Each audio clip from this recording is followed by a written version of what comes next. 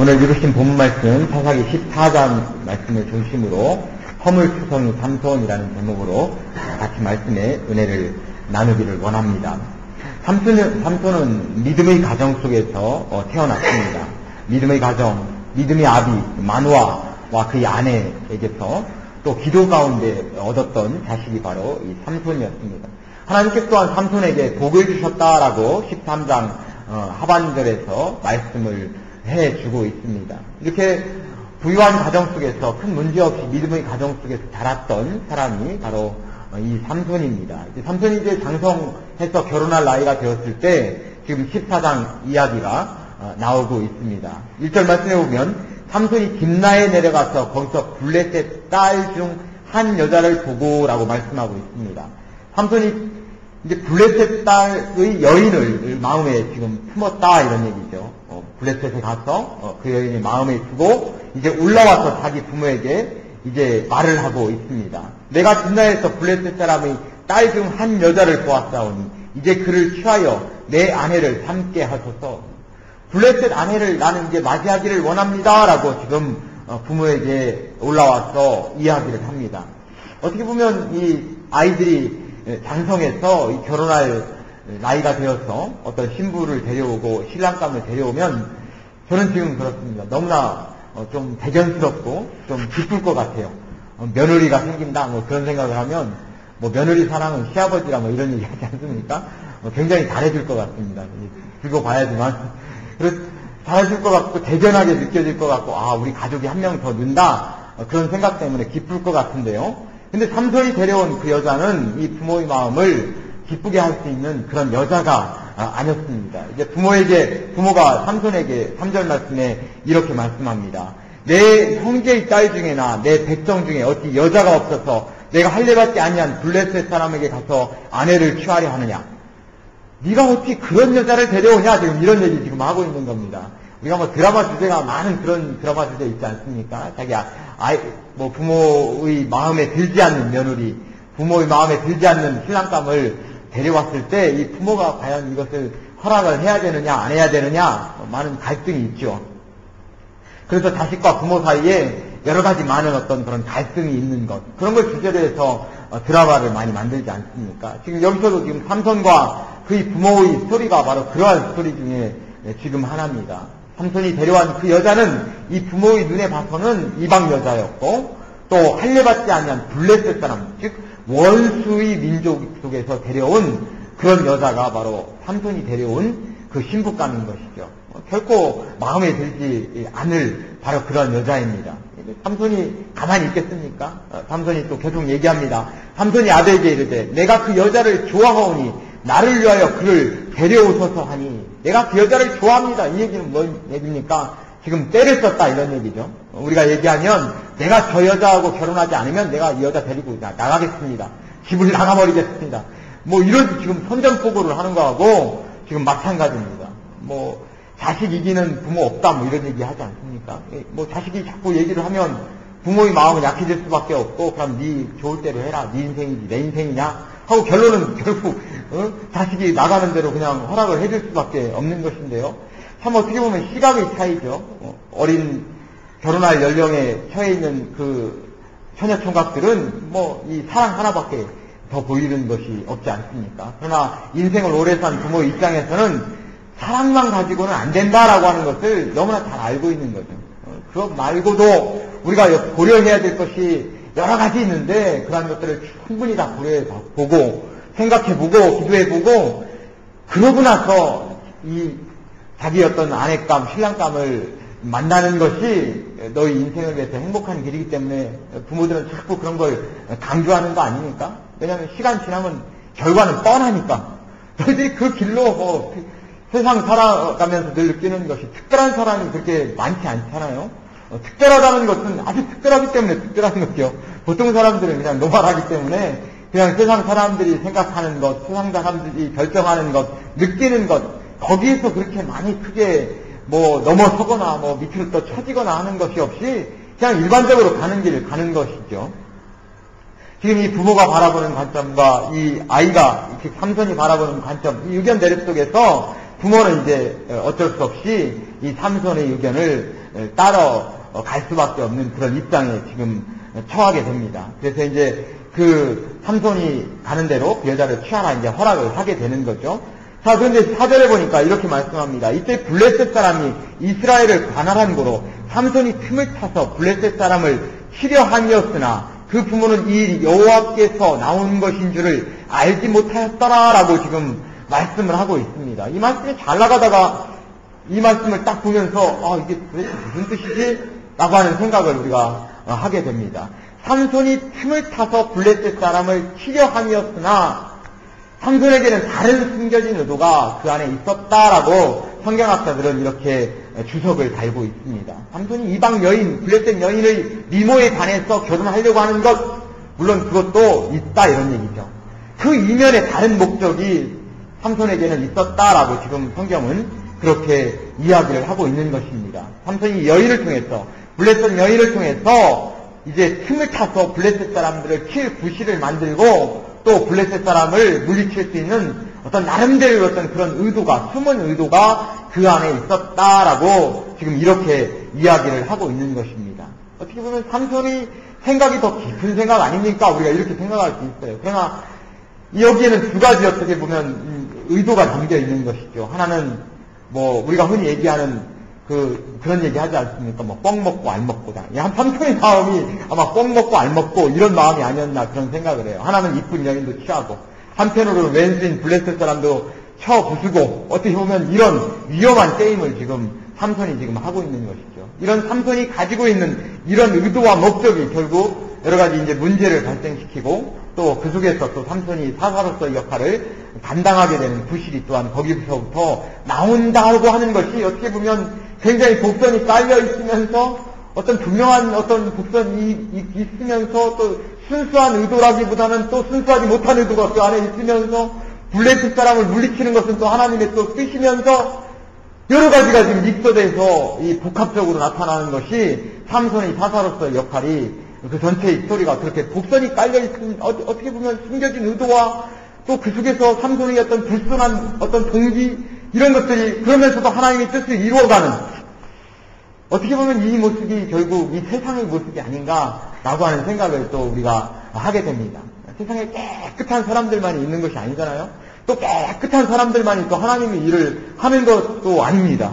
우리가 또 생각해 볼 때는 진정으로 믿음만을 가지고 있는 사람들이 하나님의 일을 크게 하고 뭐 이럴 것 같은데 또 그것도 보면 또 그런 사람들은 어디가 있냐면 조그만한 개척교회 하고 있어요. 또 어떻게 보면 또 뭐 기도원에 들어가가지고 혼자 거기서 기도하고 있어요. 그런데 이 어떤 세상에 대한 어떤 나름대로 어떤 큰 비전을 가지고 있고 또 꿈도 가지고 있고 어떻게 보면 자기 비전과 하나님의 어떤 그런 목적이 아주 뭐 얽히고 설킨 그런 가운데서 또 큰 일을 해낸단 말이죠. 그걸 보면 우리가 참 하나님의 역사라고 하는 것 자체가 어떻게 보면 참 오묘한 그런 가운데 역사가 진행되어 나가는 것이고 또 그런 것이 또 세상의 또한 역사의 어떤 발전의 모습이 아닌가 하는 그런 생각도 또 나름대로 하게 됩니다. 그러나 분명한 것은 여기에 담겨져 있는 삼손이 가지고 있는 이 숨겨진 의도 속에서 우리가 하나 이슈화할 수 있는 것이 과연 목적이 수단을 정당화할 수 있는가 뭐 이런 하나의 주제를 또 끌어낼 수가 있는 것이죠. 삼손은 분명히 순수한 의도는 아니었습니다.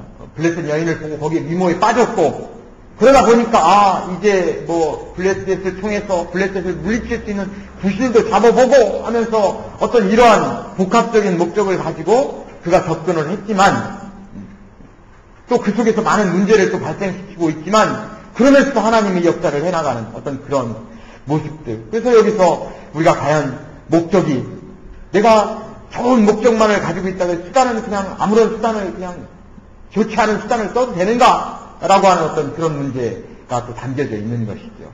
물론 우리에게 가장 좋은 것은 순수한 수단을 가지고 있는 것이 중요해요. 순수한 목적과 또 거기에만 정당한 수단을 가지고 우리 하나님 일을 해나가는 것이 믿음을 가진 사람들이 해나가야 될 가장 바람직한 모습입니다.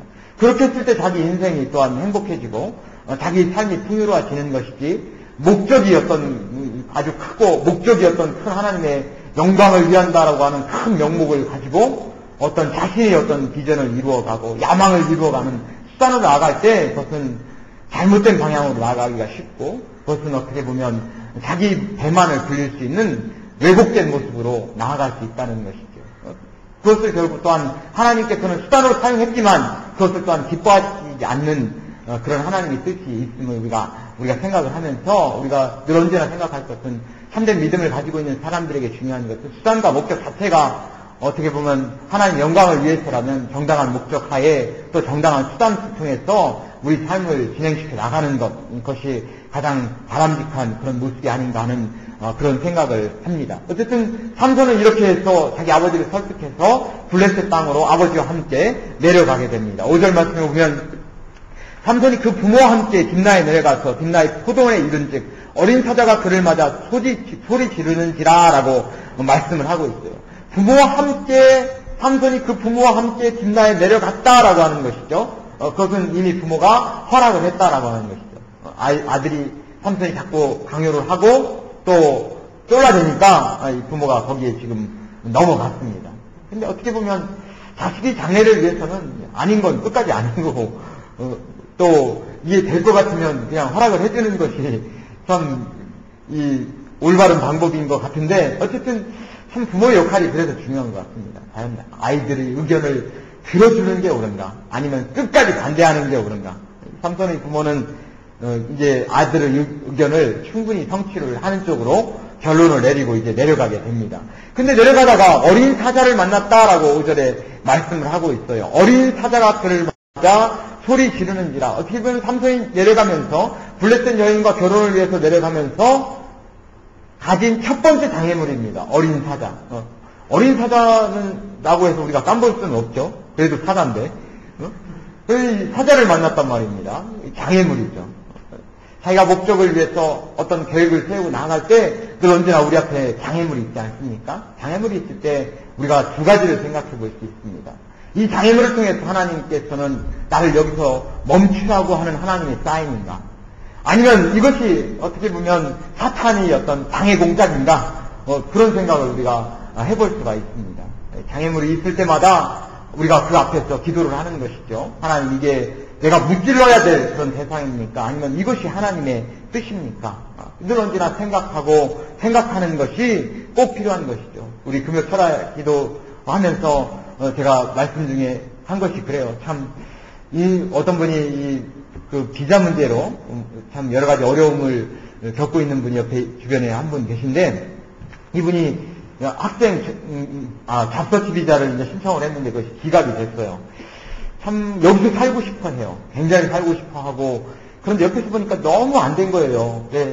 제가 생각하기, 제가 영어 교육을 공부 안 하고 그 법학을 공부했으면 얼마나 좋았을까 하는 그런 생각을 했습니다. 좀 법을 좀 공부해서 이런 때 좀 도움을 더 줄 수 있고, 또 그렇다고 경제적인 여유가 없는 분이죠. 그래서 뭐 변호사를 선임할 수도 있는 그런 상황도 아니고, 이럴 때 좀 그분을 도와줬으면 참 좋았겠다라고 하는 생각을 제가 잘 하면서, 또 어떤 생각을 했냐면, 참 인생이 내 맘대로 안 되는구나 하는 그런 생각을 했습니다. 내 맘대로 모든 계획된 것대로 착착착 진행시켜 나갈 수 있다면 우리가 하나님 앞에 기도할 필요가 전혀 없죠. 왜? 우리 계획대로 모든 것이 진행돼 나가는데 뭐 기도할 필요가 뭐가 있겠습니까? 그러나 우리 인생 살면서 내가 계획한 대로 착착착 진행돼 나가는 것이 몇 %나 됩니까? 우리 계획대로 나가는 것이 안 될 때가 더 많지 않습니까? 그래서 우리에게 필요한 것이 기도구나 라고 하는 생각을 합니다.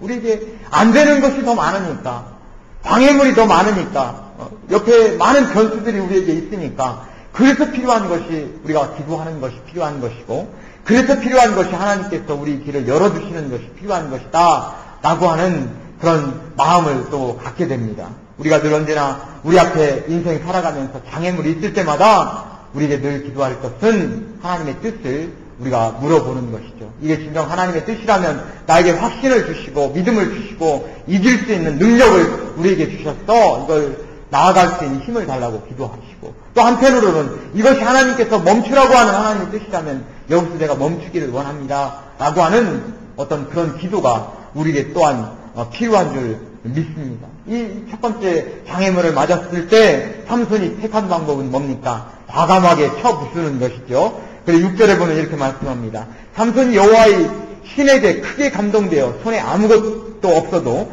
그 그 사자를 염소 새끼를 찢음같이 찢었으나 그는 그 행한 일을 부모에게 구하지 아니하였고라고 말씀을 하고 있습니다. 손에 아무것도 없다 지금 맨손으로 그 사자를 염소 새끼같이 찢었다라고 얘기하는 것이죠. 천하장사 아닙니까 삼손이? 그러니까 사자 입을 잡고 딱 찢어서 염소 새끼만큼 찢어버렸다라고 지금 이야기를 하고 있는 겁니다. 삼손은 뭐 전혀 생각할 필요가 없죠. 이것은 앞으로 쳐부숴야 될 대상이라고 생각을 하고 당연히 그 앞에 당당하게 나아가는 겁니다. 자, 이렇게 당당하게 나아간 것까지는 좋은데 삼손 전체의 인생이 바로 여기에서부터 이제 뒤틀리기 시작한다라고 하는 것이죠. 개인적으로 봤을 때는 하나님의 뜻을 이룬 것은 틀림없는 사실입니다. 많은 블레셋 사람들을 죽이고 즉 원수들을 쳐무찌른 것이죠. 이방 민족을 쳐무찌른 것은 바로 하나님께서 원하시는 것이고 하나님은 누군가를 사용하셔서 바로 그렇게 물리칠 수 있는 그런 사사로 세워주는 것이 바로 하나님의 뜻입니다. 그러나 한편으로 봐서는 바로 삼손의 개인 인생을 한번 우리가 놓고 봤을 때는 그 인생 전체가 뒤틀려 버렸다 이런 얘기죠.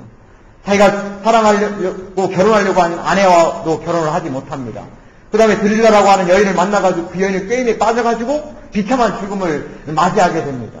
우리가 삼손을 보면서 저 사람은 행복한 인생을 살았다? 우린 이렇게 말하기가 어려운 얘기죠. 성경에는 3장, 4장 삼손에 관해서 띄어 있습니다.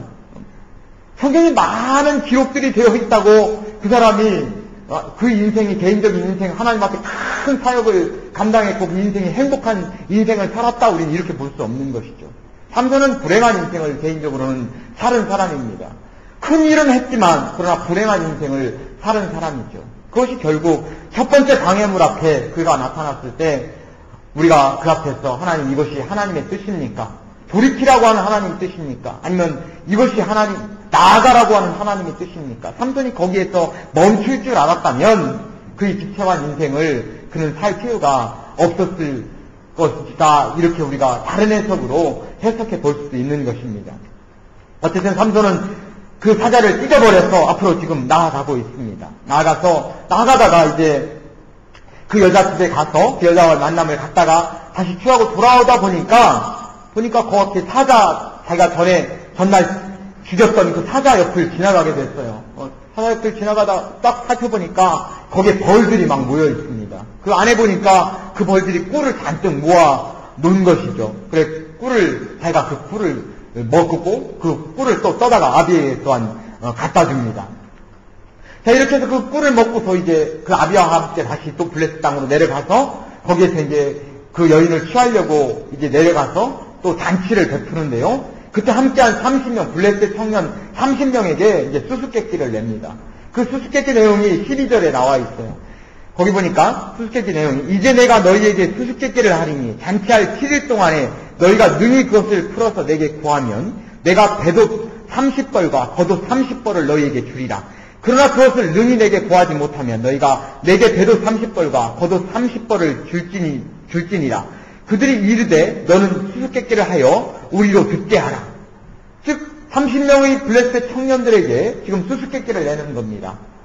그 내용 자체가 이제 뭡니까? 네가 만약 이 수수께끼를 맞추면 내가 30벌, 배옷 30벌과 겉옷 30벌을 너에게 주겠다.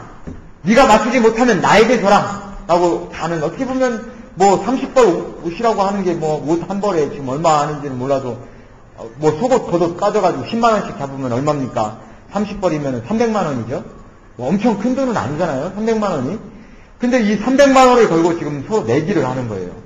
그 내기 내용이, 그 수수께끼 내용이 뭐냐면 14절에 보면 나와 있습니다. 삼손이 그들에게 이르되 먹는 자에게서 먹는 것이 나오고 강한 자에게서 간 것이 나왔느니라. 네가 이것을 7일 동안 맞춰라. 라고 지금 이야기를 합니다. 먹는 자에게서 먹는 것이 나오고 강한 자에게서 간 것이 나왔느니라. 그 수수께끼 답이 뭐겠습니까? 삼손은 자기 개인적인 경험을 바탕으로 해서 지금 이 수수께끼를 내는 거예요. 답은 사자입니다. 사자. 거기 보니까 먹는 자에게서 먹는 것이 나오고, 지금 사자는 먹는 자 아닙니까? 거기서 먹는 것, 꿀을 자기가 얻었잖아요. 그 다음에 강한 자에게, 강한 자는 결국 사자를 얘기하는 것 아닙니까? 거기서 단 것이 나온, 꿀을 나왔다 이런 얘기죠.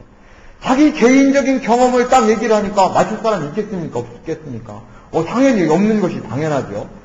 자, 약 300만 원을 놓고 지금 저 얘기를 하는데 지금 요런 지금 수수께끼를 낸 거죠. 근데 여기 전체적인 컨텍스트를 봐서 삼손이 시비를 걸기 위해서 이 수수께끼를 낸 것이 아니다라고 성경 주석학자들은 그렇게 이야기를 하고 있습니다. 그렇다면 왜 그러면은 삼손이 지금 수수께끼를 냈겠느냐? 그것은 이 수수께끼의 답이 사자인데 다른 한편으로는 이것을 사랑이라고 우리가 해석해 볼 수 있다라고 이렇게 얘기를 하는 거예요. 먹는 자에게서 먹는 것이 나오고 강한 자에게서 또 단 것이 나왔느니라.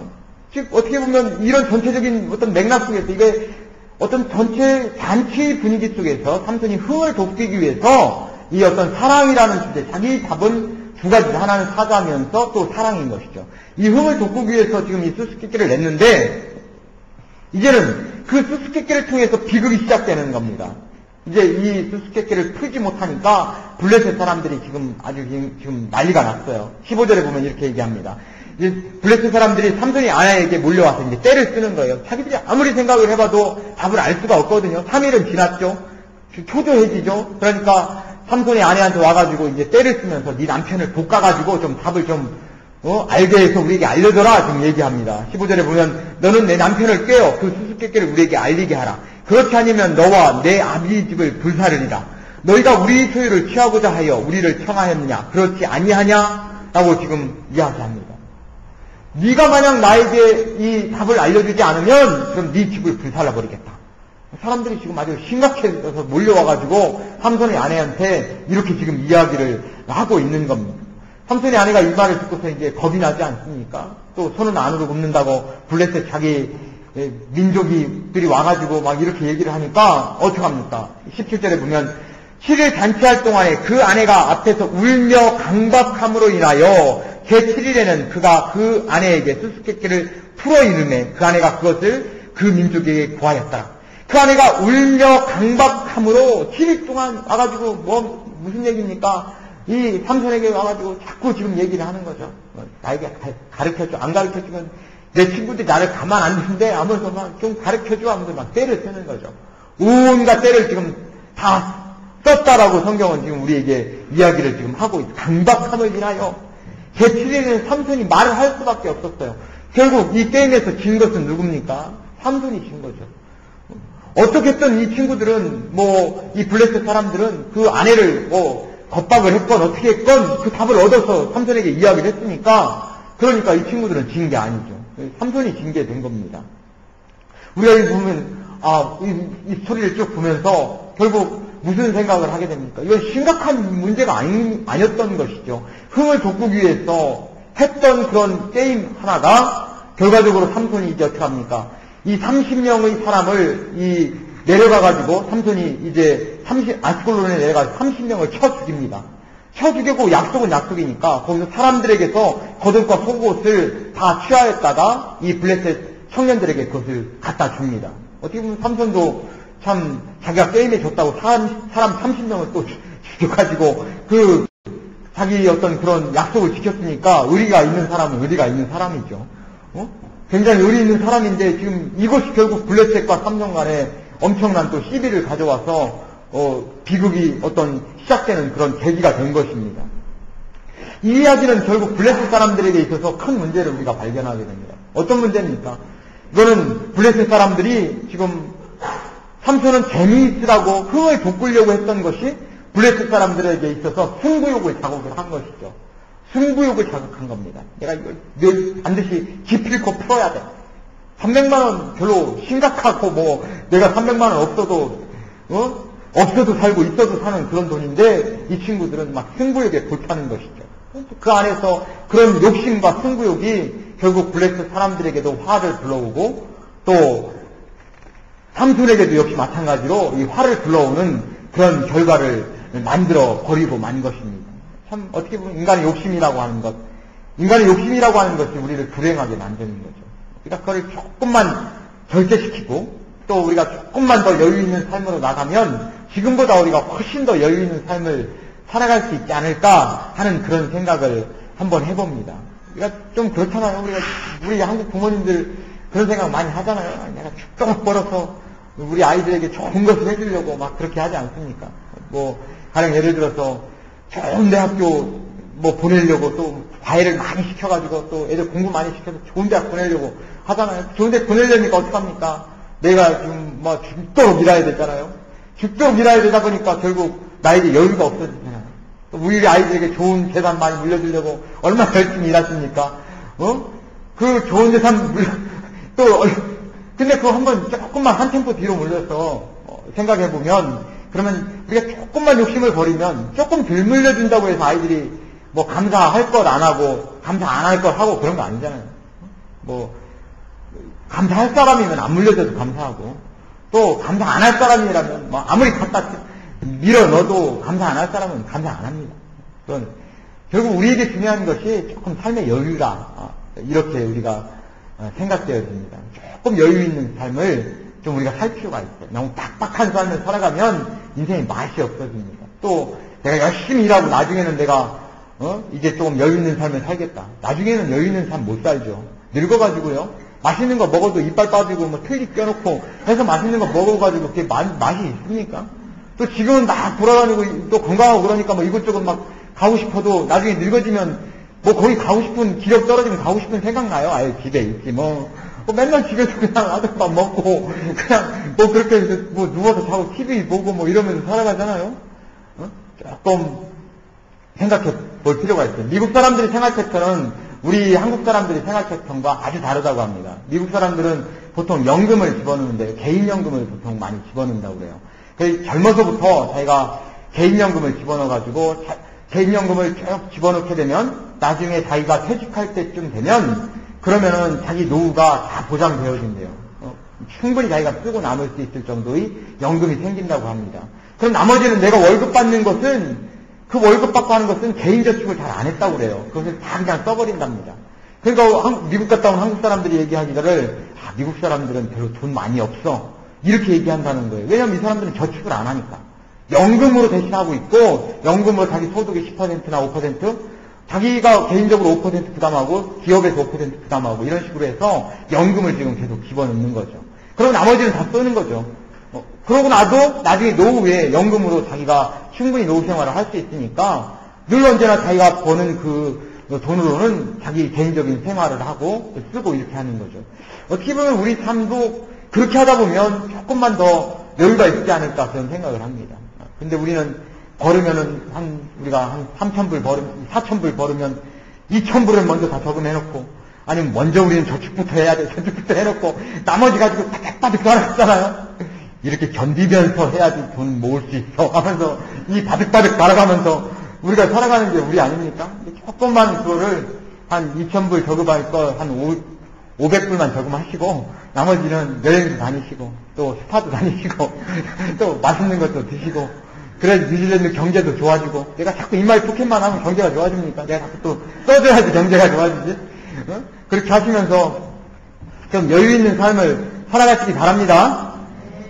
그렇게 안 살아가실 것 같은데요. 자, 어쨌든 이렇게 블레스 사람들의 욕심이 결국 자기들이 화를 부른 거죠. 욕심이 결국 그들을 또 전쟁으로 만들었고요. 그래서 지금 19절을 보면 이제 이렇게 말씀을 하고 있습니다. 여호와의 신이 삼손에게 크게 임하시매 삼손이 아스글론에 내려가서 그곳 사람 30명을 쳐 죽이고 노력하여 수수께끼 큰 자들에게 옷을 주고 신이 노하여 아비의 집으로 올라갔고 라고 얘기하고 있습니다. 이제 30명을 죽이고 나서 그 노략물로 자기가 지었으니까 그 게임에 진 값을 다 갚습니다.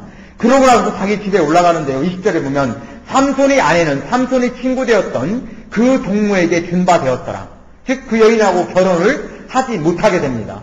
이제 삼손이 아비 집에 내려갔다가 다시 이제 내려와 보니까 자기 아내가 다른 사람의 아내가 되어 있는 거예요. 삼손이 이제 열이 이제 잔뜩 받은 거예요. 오를 대로 이제 독이 오른 겁니다. 그래가지고 이제 블레셋 사람들을 1,000명을 나귀 턱대로 먼저 블레셋 사람들 여우를 잡아가지고 여우 300을 잡아가지고 뒤에다 꽁지에다가 횃불을 이제 묶어놓는 거죠. 300마리 여우가 막 돌아다니면서 블레셋 전체 곡식을 다 태워버립니다. 블레셋 사람들 열받지 않습니까?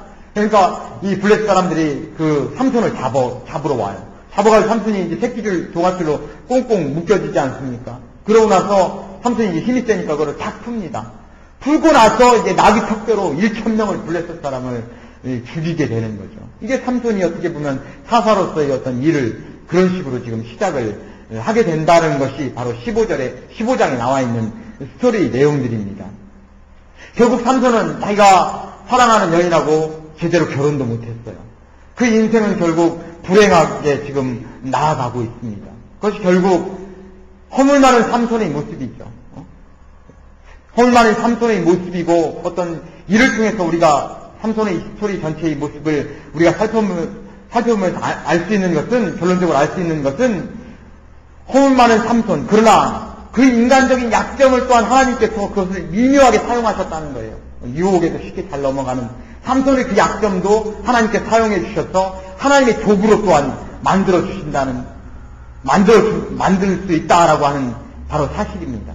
그것이 결국 삼손의 사사로서의 삼손은 그렇게 시작됩니다. 그러나 우리가 한편으로 그렇게 허물투성인 삼손을 사용하신 하나님, 그래서 하나님의 뜻을 이루어가는 하나님의 모습을 우리가 살펴볼 수 있지만, 그러나 또 한편으로서는 우리의 개인적으로는 우리가 늘 언제나 개인적인 어떤 욕심이라던가 또 어떤 자기 어떤 정욕이라던가 이런 쪽으로 해서 잘못된 목적과 잘못된 의도를 가지고 시작한 인생이 결과적으로 삼손처럼 불행한 인생으로 나아갈 수밖에 없는 것이다 라고 하는 생각을 해보면서 우리가 늘 언제나 하나님 앞에 내 자신을 똑바로 세우고 내가 정당한 목적과 정당한 수단을 통해 늘 언제나 정직한 모습으로 하나님 앞에 나아가면서도 또 내가 비록 약점이 있고 내가 허물이 있지만 무슨 투성이지만 그럼에도 불구하고 하나님은 또한 나를 사용하실 수 있다라고 하는 생각을 하시면서 내가 완벽하기 때문에 하나님 나를 사용하시는 것이 아니라 모순이 있고 연약하고 능력이 없지만 그런 나도 사용하시는 하나님이심을 우리가 생각하시면서 언제나 우리가 기도하면서 하나님의 뜻을 이루어가고 하나님의 도구로 사용될 수 있는